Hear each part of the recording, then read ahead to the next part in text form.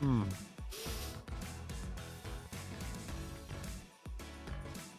It's a Wednesday, middle of the week. It's the Saddlemore studio coming to you live, the hour stream, because there's no building. Without us teaming. Nice. How are It's been you? like 2 weeks since you've actually said that. No, I try to keep your toes, you know? Oh, yeah. I'll keep you fresh, Yeah. fresh and going. But you know what's fresh and going is this podcast today. That's right. Wednesday 17th. Are you excited? I am. We have another very special guest, as you always say. I never said that. Oh.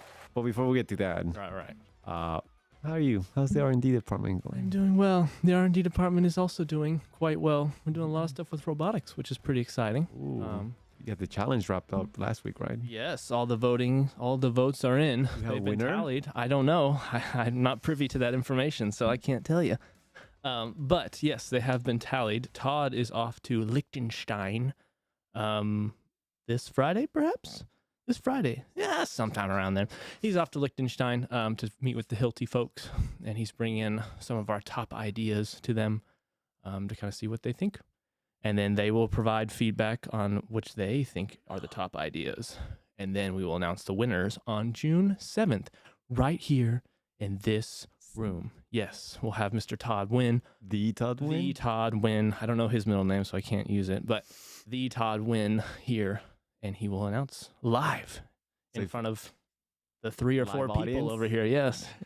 So if I was to submit it right now, I can just wait and see what happens, right? Yes, yeah.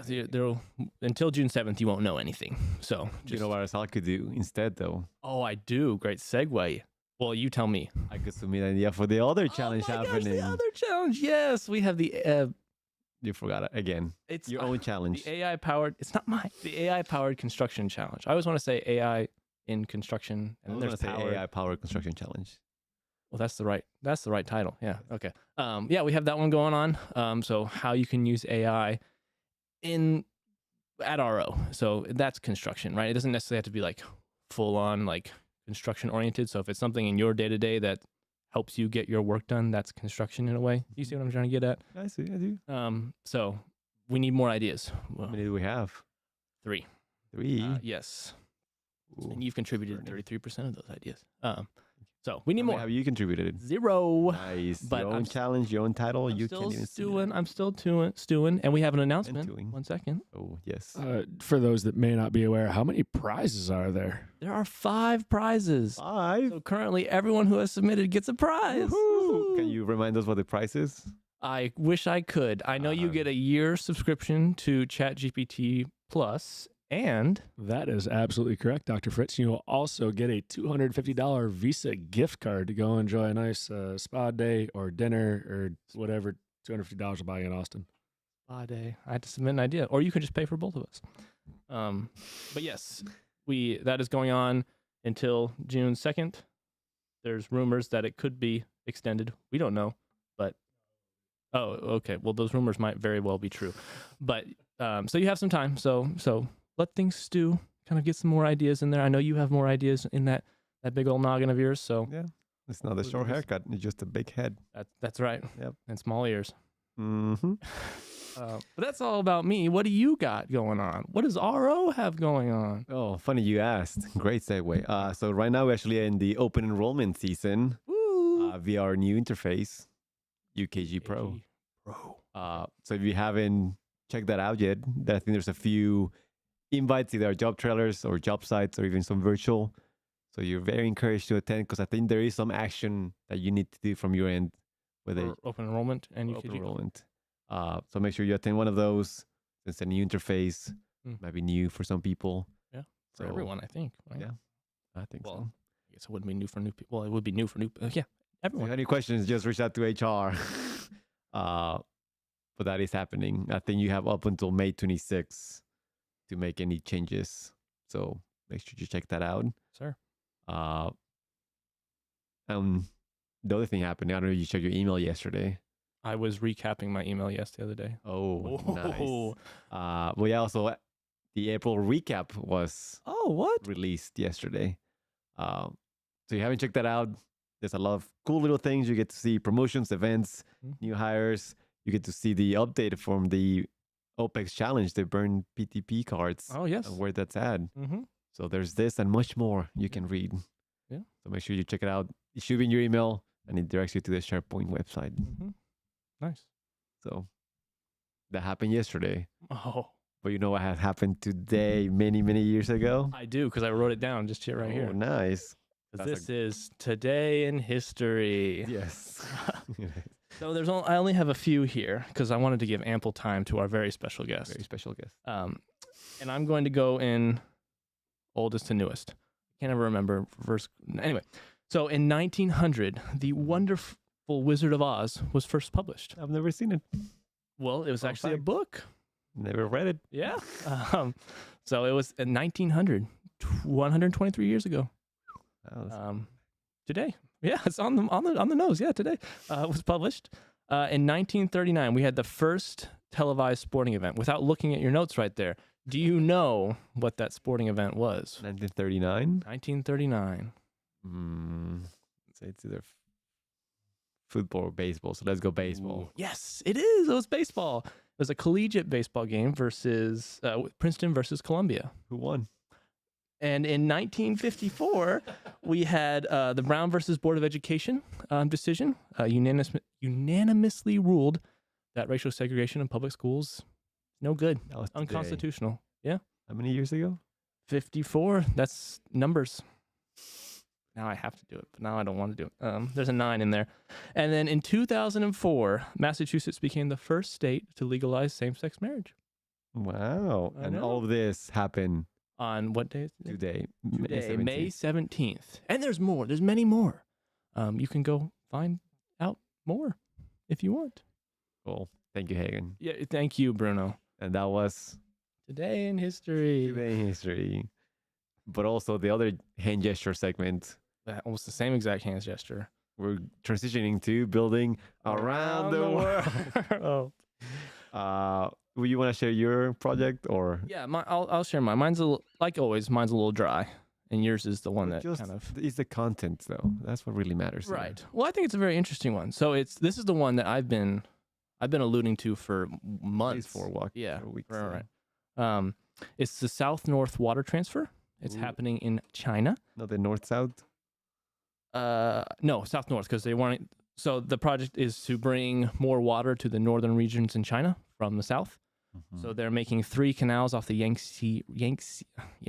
I can't get this Yangtze River, one of the big rivers that flows, of course, through China. And so they're going to make 3 canals off of it that bring more water up to the north, because they don't have enough. And so that should be hopefully finished in 2050. It started in 2003. It's a tremendously 47 years. It's a huge project, right? They're diverting water across. I mean, China's a pretty large country, so they're diverting water all across the country. It's going to be around $80 million. Originally, it was about 60 or so, and it's now, of course, increased. Did I say million? I said billion. I meant billion. Yeah, $80 billion, which is pretty crazy. And there's a lot of issues, like environmental issues. You'll be displacing people because you're trying to build right through their neighborhoods. The cost, of course, but some interesting things like with water mixing, right? Because you have different tributaries coming into the same area, and then you have different chemicals and different, like a little sustainable Yeah, environmental right. impacts as well. and then the longer you make a river, right, then that's the more time that you might lose water from. What's the word? Thank you. Evaporation. Yes. Because you have such a long body of water. So even though you're diverting water from there, you're going to lose a lot as it travels up to the north. So very interesting. Very It's interesting. crazy that it's A great 47 mathematical years. problem. Yeah. And I think each of those canals will be built, in series. So you'll get some water up there throughout the whole project. But that's what I got, brother. What do you have? Very interesting, brother. I have the Red Sea project. Ooh. Apparently, it's a 5 billion mega resort in the desert, Saudi Arabia. Oh. It's supposed to boost the Saudi economy, and it's surrounded. It's like an archipelago, if that's how you pronounce it. It's surrounded by a lot of coral and natural wonders, which inspired its name of Coral Bloom. Oh, okay. But it's a big project because phase 1 alone, Hagen, Again, it has 16 hotels, and that's only phase one. Not hotels, like Hotels. individual hotels Correct. that would have like hundreds of rooms, and then Correct, 16, hotels, which then will connect to 2 further resorts, the Southern Dunes and the Desert Rock. So if you're a big Dunes fan, this might be a place you want to visit later on. And then to bring fans and tourists to this how location, are they gonna get there? they're going to build an international airport for it. Oh, just that easy. Let's Just just build that an airport easy. out there. Yeah, And okay. it is inspired by, like I said, those dunes. So it's all very deserty. Like if our producer has photos online, he might be showing those. Maybe could just be a picture of Mars. We don't know. Could be. Yeah. Oh, from the movie Dunes. And then I don't know if you know architects, but Foster and Partners are pretty big architects. I learned about them back in my youth. Yes, at many UT, years. Many years, at least 20. Mhm. They're a big deal. They're a big name. So it was nice to see that name pop up for that project. And then kind of related to the South North Water Transfer, they're big in sustainability. They have a lot of things happening to make sure it's green, Sure. from renewable energy to fancy materials, solar power, to regenerating native flora, and just also no single-use plastic. So they have a lot of things happening here and there. It's a big project happening. There's a lot of stuff happening. This is like the third project from Saudi Arabia that you've brought up, Yeah, right? There's like a big place. a ton going on over there. Yeah, there's a lot of projects that need to be managed. But you know who does the best project management? Dude, you are so good. You're getting so good. It's our guest today. Ooh, our very special guest. He's a big dog of our Austin. Yeah, he might be the big. He's the captain of the ship. He takes all the people on the boat and leads them forward. I've had the pleasure of knowing him for a couple of years now, 5, 6, as long as I've been here. Okay. He's been here a little longer. I don't know the tenure, but a couple of years longer. That's why we have 45 minutes to figure it out We right after will. this. And he's a jack of all trades, because just as he's a great leader, he's also a kickball sponsor. Oh, really? Ex-player. Oh, wow. Legend has it he has hit home runs before, so Wow. we'll see if James Challenging. can prove that theory. But he's the one and only VP of operations for Austin San Antonio, Mr. Alan Codina. So can't wait to talk to him. I hope you're excited. I'm excited. I'm excited. Is the audience excited? Without further ado, here's Alan Codina. Yay, Alan! Right after this commercial. Ooh, I was so bored this weekend. I just didn't have anything to do. What did you do this weekend? I mean, without power, it's hard to find things to do. Am I right? I know. So, any suggestions on things I could do? Sans Yeah. power? Actually, have you heard of Libro? Libro? Libro. Like book in Spanish. It is. Oh, okay. We're bilingual here. Ah, In Italian. Well, yes, with the Libro app, you get access to a wide range of books for you to do some audiobook reading. oh, really? Do I have to sign up? Like, do I have to pay money for it or something like that? That's when you're in luck, my friend. So RO has subscriptions for all the RO employees. So this is free to anyone who works with RO. Really? Really. And is it like how many books can I get? One? No, more than one. More than one? So a month you get the chance to download 2 audiobooks from Two? the library that RO provides. That's already more books than I will ever read in a year. I know. And if you have any New Year's resolutions to read a book a month, 2 months, a year, this is your chance to do that. Okay. But what happens if I don't use that subscription? I mean, do I lose those books? Like if I download them, are they just gone after that month? That's the beauty of this. Oh, Once there's you download so much them, beauty. you get to stay on your phone. So you want to listen it on the first quarter, go ahead. You're going to wait until next quarter. You can listen to it then. Well, that's And then awesome. You can access it from your phone. You just log in. You have to sign up a little bit. Easy steps. Sign up with, I'm assuming, my RO That is email. correct. Okay. Sign up with your RO email, and you have access to a wide library. So if you're looking to learn about leadership, Mhm. want to build yourself up, or you just want to do some fantasy and read some Dune or Foundation, Ooh, okay. you can do some of those. And Huh? here's another There's beauty. more? More beauty. You can't. You gotta be kidding me. There's more? I'm not kidding. So let's say there's a book you want to read and it's not in the library. Uh huh. You just gotta email Todd Wynn. Todd Wynn. Todd Wynn, Oh. the one and only Todd Wynn, I hear and he'll be gladly put the book in the store for you to Really? also download. Really? Really. Have you done that? I've done it. I've read it. I've slept through it. Great audiobooks, great commute time, and it's just a great time. Awesome. Well, I will definitely download it and try it. Perfect. Libra. Libro. where you can get reading into your ear. Research. Sure, I'm interested to see your research. Boy, you were an easy one. Some of these folks are tough to find. You know, you get out there trying to find information on Wes Elliott, like that man doesn't exist on the internet. But Alan Codina and your wife was a helping hand, and Oh, she not was. directly, but her internet presence is a little more significant than yours. So able to go and Yes, find that's on some things purpose, here yeah. and there. But Mr. Alan Codina, thank you Yes. for joining us today. Pleasure to be here. Had Man. a great introduction, by the way, Bruno. Yes, very good. Thank you. He's a master of his art, Yes. one of the finest out there. Thank you for making that long trip across the hall to Yeah. come sit Mhm. and tell us a little bit more about yourself and your experiences and all that. I'm looking Pleasure to forward be to this here. one. Looking forward to this conversation, and let's go. It's fun to have. You know, we've kind of tried to balance it out with everything from QMs on up to regional directors, or what was John Archer's title there, president of San Antonio, if I'm not mistaken. But we haven't had an ops council representative yet. So you're I'm the the first, huh? yeah. All right. Which it's Well, hopefully I won't exciting. disappoint. So I'm worried about me. I'm afraid my job's on the line if I screw this up. no. Mr. One big happy family. We'll see if that's true after I ask you that Oh, question. Yeah, that question. Yeah. What is your current role at RO for those that aren't familiar? So I'm vice president of operations for Austin and San Antonio. I've been that position for 5-7 years now. It seems like it's flying by. Originally, when I first came to RO, I actually started in as a project engineer and have worked my way up. But my current title is vice president of operations.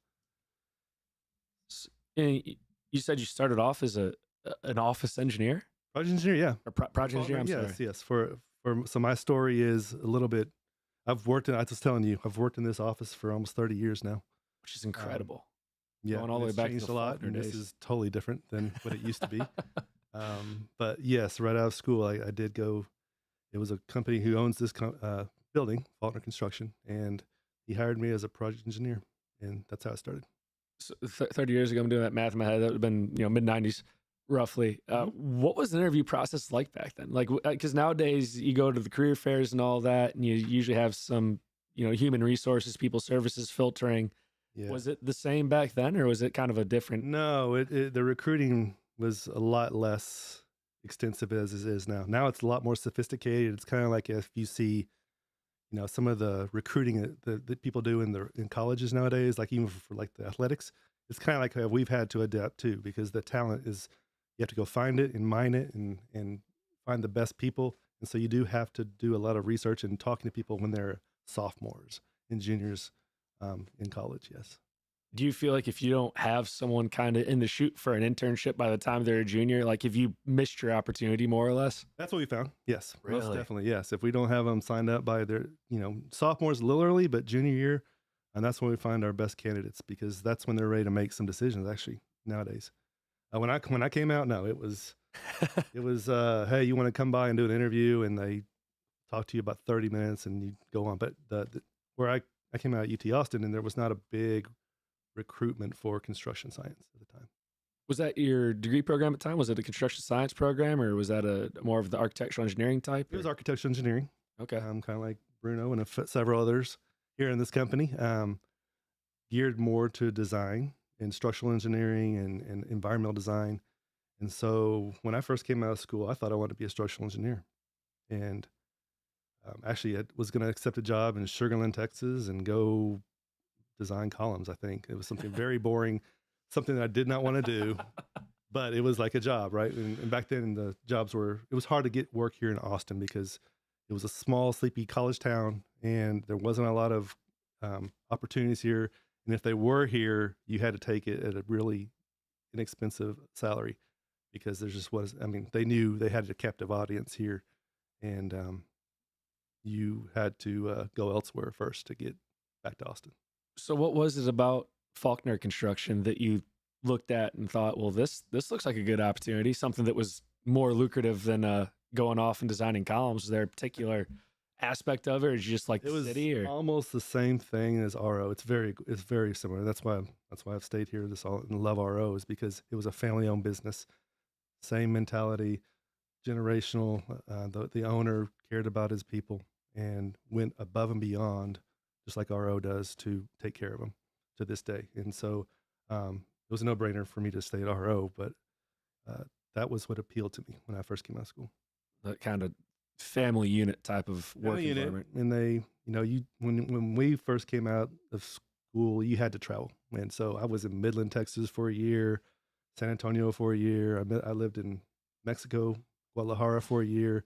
So I was 6 or 7 cities in the first 5 years. Was that Mexico trip for work, or was that just? That was Guadalajara. It was a clean room. We were doing clean rooms for Motorola, and we moved a clean room from Phoenix, Arizona to Mexico, and it was fun. It was one of my best projects. I need to know more about this. How do you go? I'm just thinking the logistical challenges and trying to, pick up a clean room and more or less move it to another country. What were some of the issues you guys encountered? What were some of the challenges on that project? Well, first we had to learn metric.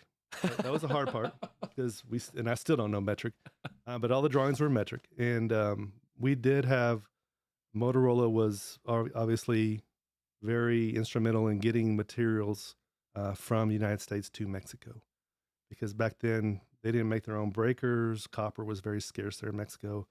And so a lot of what Motorola spent their time is getting supplies and materials from Mexico, or from the United States to Mexico, through customs. And so that's how we had to do a lot of planning.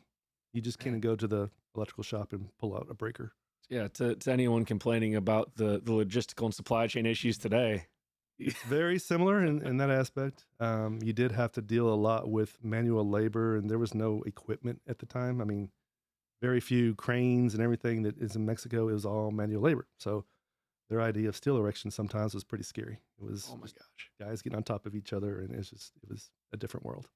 Man, but I think it's a testament to your agility as formerly a project manager to be able to go in that environment with an entirely different set of variables and still find a way to deliver that to the client in the way that they needed it. It was on time, budget, all that. I assume very fun, and it was a 6-day-a-week job, actually 7 days a week, and getting used to the lifestyle there was a little bit different. They had siestas and things like that, so it was a full 24-hour day.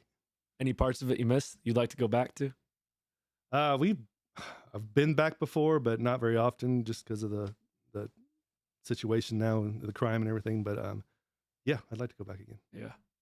What does your typical day look like now? I hope it's not 7 days a week, but sometimes I wonder. No, it is not 7 days a week, but it is. I think what I love about this job, what I do is it's every day is different. Like today, I'm sitting in front of you, right, and others, I hope, listening. But some days I'm dealing a little bit more in the pursuit side with pre-construction and how are we going to get work. Other days I'm dealing with how are we executing our work, and then some days we're dealing with just fires. There's issues that we come up and we have to address quickly, or long term. What we need to do. So, but when I come to the office, sometimes I think I have an agenda and I do have a schedule, but sometimes I do get derailed. But that's what makes it fun. That's what I enjoy about construction too. Every day is a little bit different. Keeps you on your toes, forces you to be. It does, and you don't get bored, for sure. There's not a day goes by that I'm just bored. So that's another exciting thing about it. And you get to meet a lot of different people too, all different walks of life, and so that's also exciting. I think anyone who's in construction and says they're bored isn't actually doing construction. They probably aren't. Yeah, they're probably just going through a process, or they're not asking for more. Yeah. If you're a young project engineer, QM out there, and you think, this is boring, you're missing something. You need to get out in the field and talk with somebody, or dig into more details, or call that structural engineer and ask him about that comm schedule. There should not be a boring moment out there. There's so much to learn, so much to do. And like I said, so many personalities. I don't know what it is about the construction industry, but it seems to every cowboy out there and hooligan and wannabe developer, they all get their fingers into it at some point in time. Yep. So you're running into all these very folks. Professional, and then sometimes you're dealing with a steel erector who's got a different mentality and different walk of life. But at the end of the day, when we're talking to them, we're always working for a purpose, right? Just to get something done or trying to get what we can out of them, and make them part of the team that feel like hey, let's get this done. I think that's one of the most beautiful parts about construction too, is that you have all these people of different walks of life, and they're coming together, and they have that one thing in common of like, we want to build this. Right. With that diversity, I think you also get a lot of passion from the individuals that like they take a lot of pride in what they do. Right. I've never met a framer or mason who looked down upon their profession. No, and if you ask them like, how do I do that? They will take the time to go out of their way and show you how to do it, because they're proud of what they do as well. That's what's the great about the give and take about just learning in this industry. Speaking of being in this industry, you're currently in this vice president role. Mm-hmm. Is this your ideal role? Or if you could go back to being a QM or a PM or even a superintendent for that matter, would you take any of those other roles, or would you prefer to be where you're at today? I think I prefer to be where I'm at today. It is a lot tougher nowadays to be on projects, and we understand that. And I definitely understand that project manager, quality manager, superintendent nowadays has a lot more to do, a lot more place to spend, and it takes a lot more organization and mental toughness to be out there right now. I like that mental toughness, that grit. Yeah. Is that one of those things you're looking for whenever you're out at the career fairs and meeting with people for potential new hires and all that? Is that something you weigh heavily into your scale? I mean, we try to be as open and diverse thinking as possible, but I mean, we do think about, who will help get in that trenches, if you will, because when you're on a project, a lot of people who have experienced it and love it is that you're with a team who's probably you're spending 40, 50 hours a week with them, probably more than your family sometimes. And so you got to enjoy being around them, and you got to enjoy what you do. And so, yeah, we look for people who have that team chemistry to collaborate, but also the toughness and mental toughness to not be afraid to do something beyond of what their title is, or not, it's not beneath a project manager to get out there and help a superintendent on a certain aspect of the project. So we're all trying to get this thing built. We all want to see it get done right, on time, on budget. So be part of the solution, not part of the problem. Right. Yep. Do you feel like you ever have a hard time? I know you're incredibly busy, because I come in on the days that I come in early, you're here. On the days that I leave late, you're here. Like, I feel like you have an ever present aurora in the office. Do you ever feel like it's hard to disconnect from work and go relax and enjoy yourself, knowing that there's always something else you could be doing? Yeah. I think over the years, I've learned to disconnect a lot better. When I was younger, and a lot of people go through this, right? They take their problems at home, and it kind of can fester. Over the years, you've learned to kind of disassociate, disconnect, while still maintaining some presence of what's going on. I would say when I was younger, it was tougher. It was a lot tougher. I think the commutes helps too. I have an hour commute, so that helps a lot too. You can decompress and really get your mind focused on, okay, now I have a private life that I have a family to raise and things like that. So it is something that's on the back of my mind. I'm sure it's on a lot of people's mind when they disconnect. Is that something you're able to identify on your own? Did you see this, that the stress of constantly worrying about work, was that something where your wife made a comment to you, or to people at work, or is this something that you're able to just self-identify and resolve? A little self-awareness, and then also just seeing how the older school generation of superintendents and project managers, how they went through. A lot of them, I mean, I would say probably, the divorce rate's pretty high in construction industry, as well as just the mental health issues that are in construction, which is real prevalent right now, is it's out there. So it's really more just a recognition, self-awareness that this is something you got to concentrate on and take care of yourself too. Yeah, that's such a hard thing, I think, for people to, I don't know if accept is the right word, but it's so often seen as, I don't know, like almost a weakness, or like if you admit that things aren't going well for you. Right. I think a lot of people have the fear that if they go to their boss, whether it be a super PM or whomever, and say, hey, like, I'm just not doing great. Like I need a day to kind of recapture myself and, get grounded, that they're going to be looked at like, why? What's wrong with you?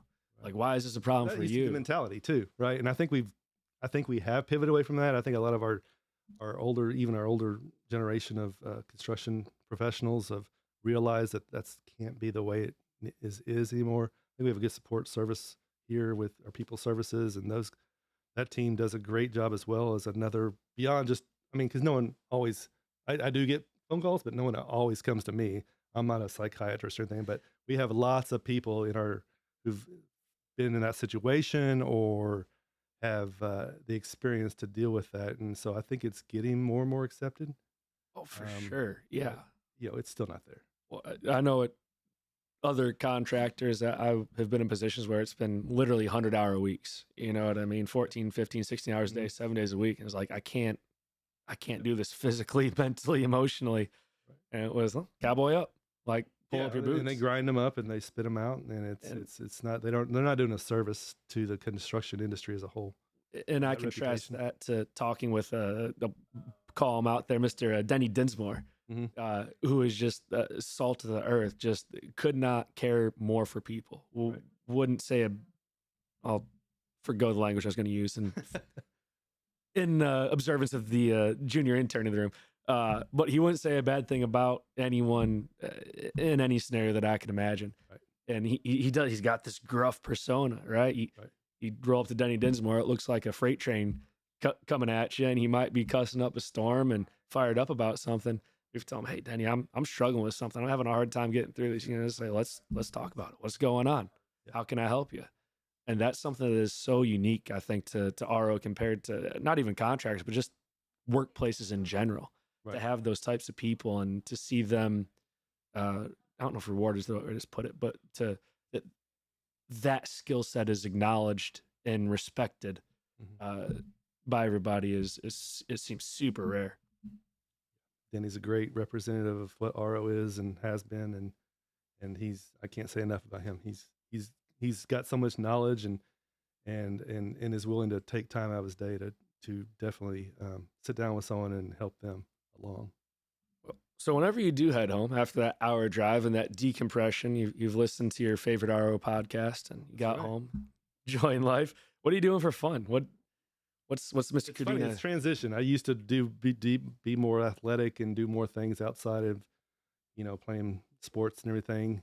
I've kind of transitioned and maybe handed the mantle off to my kids, and I probably deal more with them right now. Just taking them to and fro sports or other gatherings. They're to the age now; they're almost one can drive now, so that helps a lot. But we are transitioning a little bit right now. Whenever that one got their learner's permit, was that more of a relief or more of a worry for you? Oh, if anyone's had a kid, it's more of a worry. I mean, I figured as much, but yes, it is. She is 16 years old and doesn't know any directions at all other than ways, and so that was the most concerning part. She had no idea where she was at. Oh, I'd never thought about that, but yeah, if you're under 25 or so, you probably always have had GPS, Google Maps, Waze, whatever to get you around. Right. So should your cell phone die, right? Yeah, the good old Maps code book, you pull it out, and lived out there in Liberty Hill and would navigate around. Whenever I first moved to Texas, I'd have the Maps book and flipping through, trying to figure out where that Mopac 183 intersection was and how to get there and all that. Oh man, those were the good old days. I say good old days. I wouldn't go back to them if I had to. No, I'll take Google Maps or Waze or whatever any day of the week. But save you so much time. There was a bit of an art to that, to reading the map book and seeing who could get there. Find the right page quickly and figure out how to get there, how to navigate. Bit of a game, if you will. Yep. You mentioned sports and all that. You're not playing as much these days, but I've heard you're a bit of a soccer fan. Is that correct? Yeah, I mean, I grew up playing soccer since I was 4, and so all the way through into college, and it was something that was passion of mine that I did take a break out of college and just kind of put it away for 5 or 6 years, but have started re-engaging it, and obviously my son is in it heavily, so everyone loves football, and who doesn't love football? I love watching football, but soccer is probably the best sport that I can think of that a little bit of everything, right? Stamina, it's a little bit of strategy, and it's exciting to watch, and although some people don't think that, right? I think you have to have an appreciation of like what's going on. I think it's the same if American football is so ingrained in everyone. Like by the time you're 10, you know what a touchdown is, regardless of where you're growing up or who you are or whatever. But not everyone knows like what's going on in soccer and all that. So without that kind of background to follow it, it looks like Yeah, chaos. I grew up in Dallas, and it was just growing the sport there, and we had German and English coaches, and so they just came across the pond, and so they were fresh out of Europe, and so they were real. They were still the salt of the earth type of coaches, and they taught you a lot in soccer and in life actually. But it was fun growing up that way. Do you? I know you just said they taught you a lot in life. Do you feel like staying engaged in sports from 4 up through college and even revisiting it now? Do you feel like that helped you develop as a person professionally, personally? Most definitely. I mean, I think that's something we look at when we're hiring people too. Is like, have they been in a team sport of some sort? It doesn't matter what it is. It's something where they've learned how to collaborate, and they learn that they're part of a team and they have to contribute and pull their own weight. And I think it also, keeps people out of trouble too, right? Idle mind can cause some problems, if you're going through high school and whatever. But I think most definitely that's something we look at. Teaches how to win together and lose together too. Right. Yep. There's not going to be one person, generally not, save for a couple of folks on some basketball teams. There's not going to be one person that wins or loses a game. Like you're going to do that as a team, and you're going to have to find ways to cope whenever it's a hard loss, or ways to share that celebratory feeling whenever it's a big win. Yep.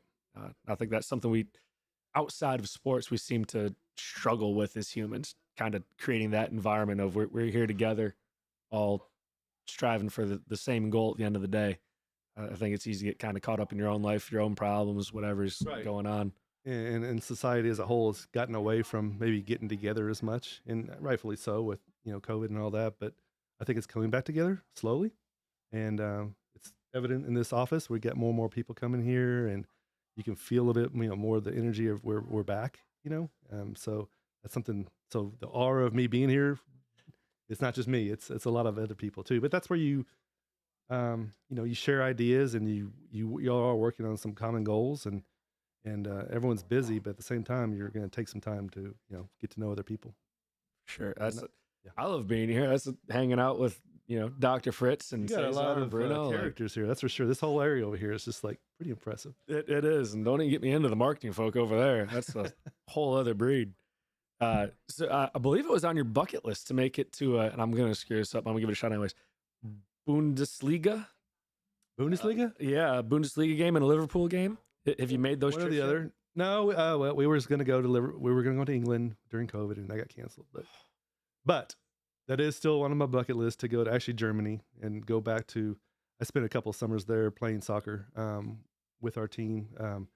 He was a German coach, so he took us over there. We spent a couple of months there every summer, last my junior and senior year, and there was a Bundesliga team I follow that I would like to go see them play, because we got to train at their place. Oh, that's super cool. Yeah. So you were soccer was like it consumed my life for a while. Yeah. Yes, it did. I think of a lot of, I was like, I played football. I played through high school, and, could have gone and done some stuff in college, but it was never anything that I heavily considered. Soccer had infested your life to every degree. It was. And it was back when that wasn't that big a deal, and the select teams were traveling, not very much, but this group did travel a lot. And so we did a lot of traveling. Nowadays it's now, baseball, football, all of them travel. It's not a big deal, but back then it was pretty unique. Yeah, I bet. Especially heading over to Germany to play soccer. That's like that's like coming to Texas to play baseball, I think, isn't it? It kind of is, but you get immersed in their cultures too. That's what I loved about it. It wasn't just playing soccer. It was, you're immersed in their cultures. You spent weeks with families who had kids and grew up, and they'd take you to their places they frequent, sometimes pubs, things like that, but other things, and so you got to see a different culture. That's are you generally enjoy traveling and stuff like that? Make a lot of trips? We do, yes, most definitely. We used to have 2 or 3 trips a year, different things, but even a trip to around Texas, just like getting out and seeing the world. What's a trip that you took where you were kind of had an expectation, either geographically, culturally, whatever, that just was way off once you got there and actually experienced it? Like to the good or to the... Either direction. I'll let you choose here. Oh, I don't know. I would say I wasn't as familiar when I was actually, it wasn't a trip, it was working in Mexico. I wasn't as familiar with that culture as I thought I was. People think of Mexico, sometimes it's just a border towns, and it's not, you know. So that was something that I thought was pretty unique, and how it was a different way of life there than what you would expect. So that just blew me away. The different people who come to those colleges there in Guadalajara, and that whole scene there was pretty neat. That's fun stuff. I've never been down there, but one of these days, well, not to Guadalajara, been down to Mexico a couple times, but I'd love to go and explore some of those. Yeah, Central small Mexico areas is pretty unique, and there's some beautiful areas there people don't know about. Put it on the list. Cesar, how much time do we have left there? Are we 20? Okay, 20 minutes remaining or 20 minutes in? Oh my God. Not boring you that much? No, No, I look. They give me a hard time because they think like, oh, it's skit. James is like shocked by how much time is remaining. I legitimately thought we'd been here for like 10 minutes. Yeah. Wow. Okay. I know a while back, I think it was 2019, you received a Luna Award nomination. Okay. Could you tell us a little bit about that? Yeah, that was a unique nomination. I wasn't expecting that. Several employees had nominated myself, and for those who don't know what Luna is, it was a minority. I don't know. I'm going to mess up what it was for, but it was more for minorities and women, in promoting them throughout the construction industry and in engineering as well. And some of our employees put me up for that nomination, and I was the only male there because it's mainly females, obviously. There's females, but I was actually pretty, I guess what you call humble when I got that award, because it came out of left field, and it just showed that people recognize that, you know, myself and a lot of people who don't get the recognition do go out of their way to look for all different aspects of people and promoting them within our industry. So it was special. I mean, I didn't win or anything, but it was something to be nominated, right? So Yeah, that's, I mean, to get, I think, nominated to any of those, you're in a group of people that's very select and clearly doing things that are noteworthy. right. So nominated, awarded, I think you're all doing some good stuff, it sounds like. Yeah. Why do you feel like inclusion is so important? What is it about that you feel deserves special attention, if you will? I think people come to this company with different environmental background that they're all bringing it together, and it's almost like a melting pot of different ideas. I mean, you witness just the people in this room, you know, and all the different synergies you have and all the different ideas that are being bounced around. And if we just hired one prototype of this person like this, and it may be all the same mind think. And so I think it's not really just the minority or whatever you want to call it, diversity. It's really just a difference of thought processes that people have, and bringing those together. I mean, doesn't matter if you're, you know, black, white. To me, it doesn't matter. It's just that bringing different cultures and values that work together. Oh, I love that. It's such a beautiful thing. Just, you know, it's, yeah, getting people together for that, the variety, right? The different experiences, the different mindsets, the different approaches, different life experiences. And Yeah, and I, you know, I think people, you know, I don't like when people like to bring tags to the organization like that, like, you know, I'm this and that, because to me they're wearing that on their shoulder. I'd rather them work together as a team, and it doesn't matter what race or nationality or whatever you're working with. It's the best people is what we look for, right? It's not the best brown people, it's not the best yellow people or white people. It's the best people. Well, I think you've done a great job, you and People Services and your counterparts in San Antonio and Dallas, because this whole company is filled with them. So keep up the fantastic work, sir. Could you tell me a little bit about Funky Cole Medina? Oh my God. Where did y'all get that?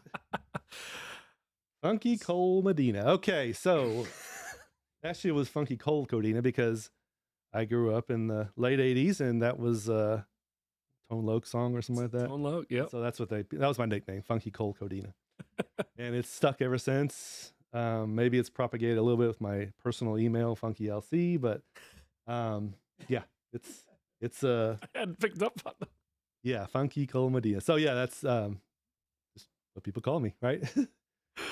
What was there a particular event? No, it was just a song, and it rhymed, and yeah, one of them things. Oh, that's funny. It's just of like all the all time. songs, like Yeah, I guess it just comes off your lips. yeah, it is catchy. Yeah, It's catchy is all get out. but I'm not a big Tone Loc fan, but I don't know if anybody is. I think he's a.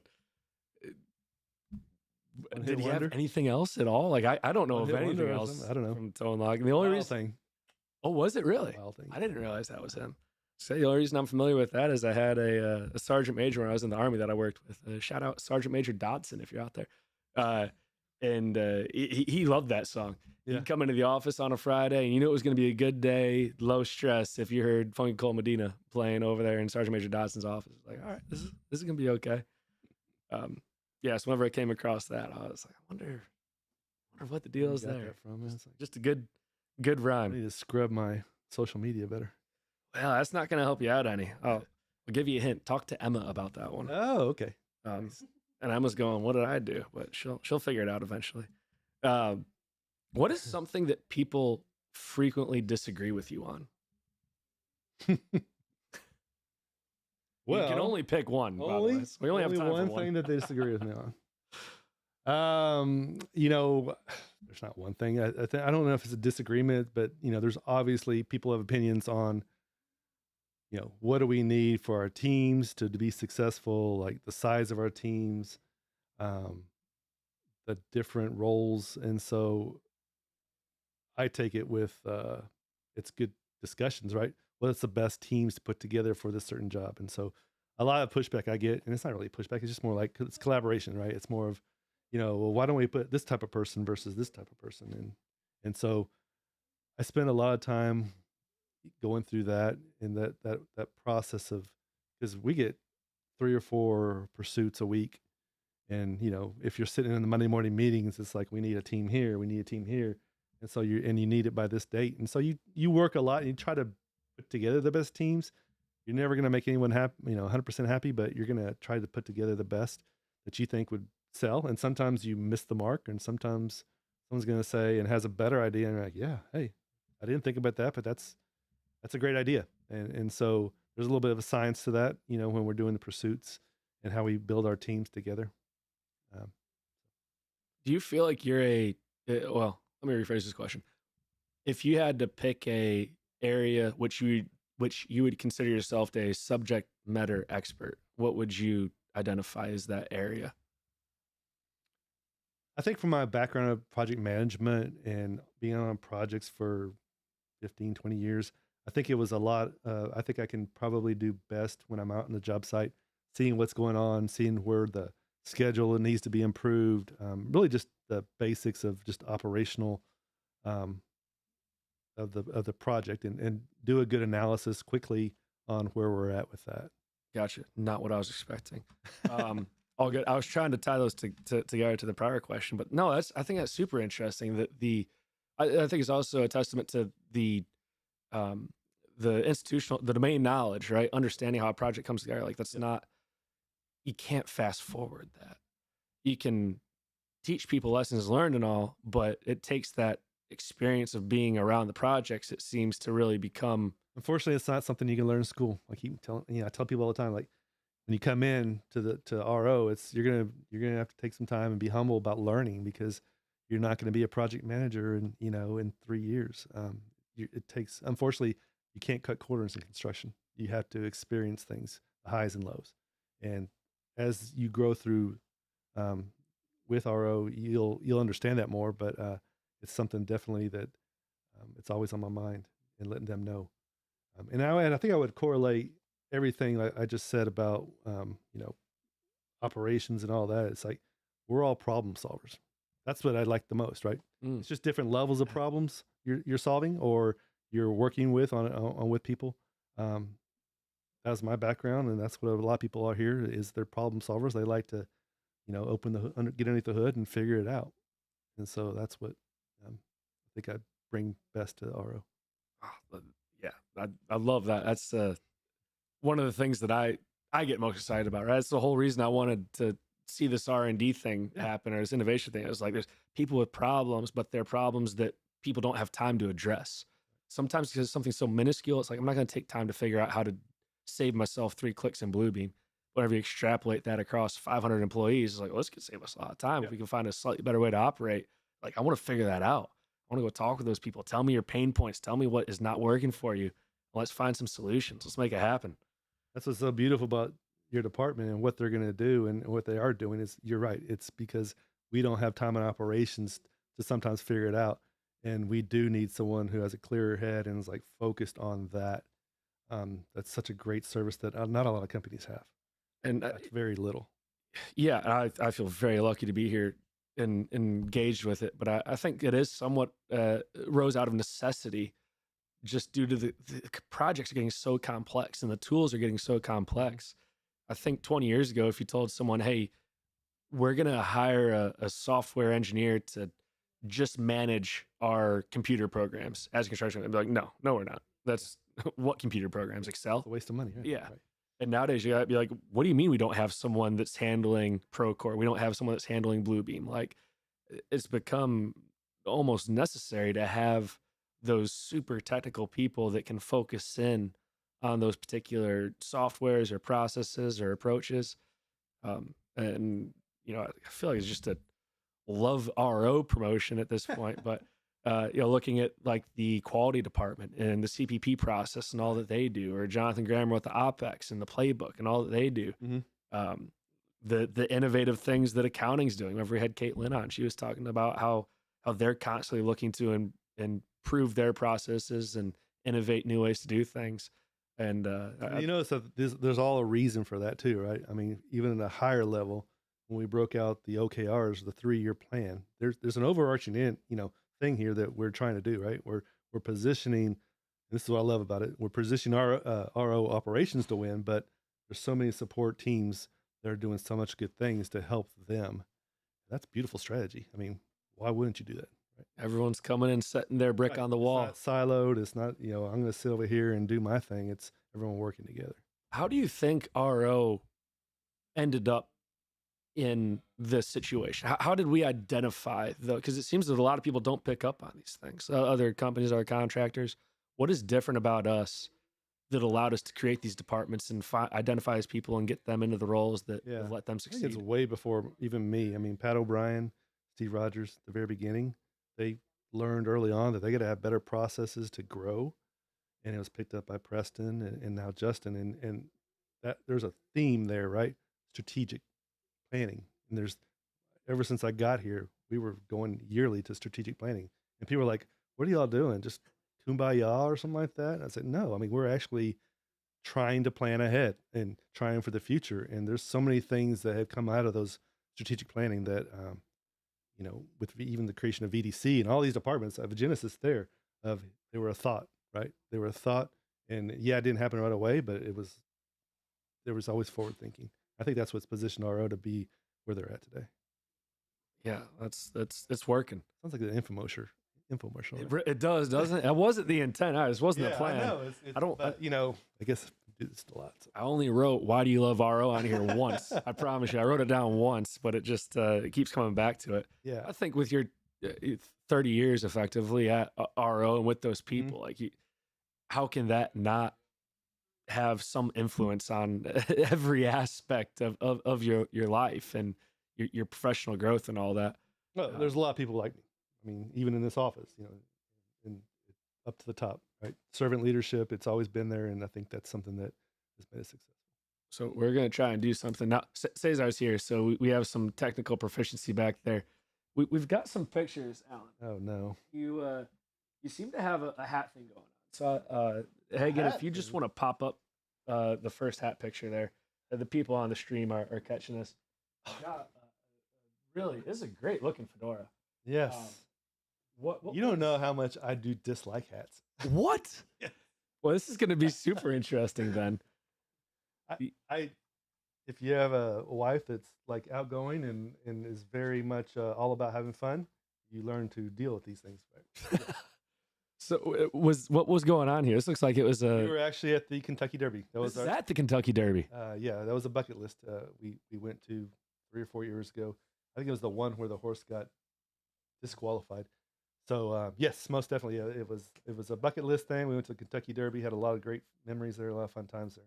Well, and she has a fantastic hat. She made the best of the experience. That was one of the reasons she wanted to go. Good. Had to do the big hat. No, we've got here, I think, correct me if I'm mistaken, but I think this is a witch's hat. Yes, it is. Oh my gosh. I I don't even know where that's from, but you can see that is probably a Halloween. Okay. Again, my wife's a big Halloween fan, so we do a lot of Halloween parties every year. We dress up, and actually, that's a pretty tame outfit for me. It dresses me up sometimes worse than that, but we had to find the G-rated ones to throw it on the internet here. And we've got one more, and I think you've probably already half answered it now with the note of the Halloween type stuff. But we've got I think Slash is trying to take your wife home here. That's how I look with my hair out, and then when I wasn't less black or gray. So yeah, Slash, another Halloween party. Another Halloween party. So Alan, I think I was trying to be Rob Zombie, but that didn't work out. Oh, okay. I could see that too. Yeah. So not necessarily a fan of the hats yourself, but a good sport when it comes to Halloween, and I think you have to getting dressed up. You have to have fun too, right? Yeah. Oh, absolutely. Yeah. Oh my gosh. So we have 4 minutes left. Come on, some off the wall questions. Let's go. Two pretty easy ones here. All right. We'll see. We could put you in. I could go off. You can't. Yeah. Bring it on. Favorite food? Oh, that's easy. That's Mexican food. No, yeah, that's too broad. What plate? What is actually, a lot of people don't know this, but I like more of the interior Mexican food, but so more along the lines of the fishes and things like that. Okay. I can get behind that. I would tell you I ate some gross things too in Mexico, but maybe people just ate too. So pass that on. Would you rather have more money or more time? More time. More time. Would you rather start your life over at 20 with what you know today, or be given $100 million today? I think I'll take the money. Take the money today? I'll take the money. Really? Why? Because what's exciting about life, right? You don't know what the next step is, right? Sometimes, right? So that would be boring. That's a great point. If you knew it was going to happen at 20, and you knew all the things that you're going to do, would you do it all again? The same? Oh yeah. There's a few things I mean, everyone has that, right? Sure. Yeah.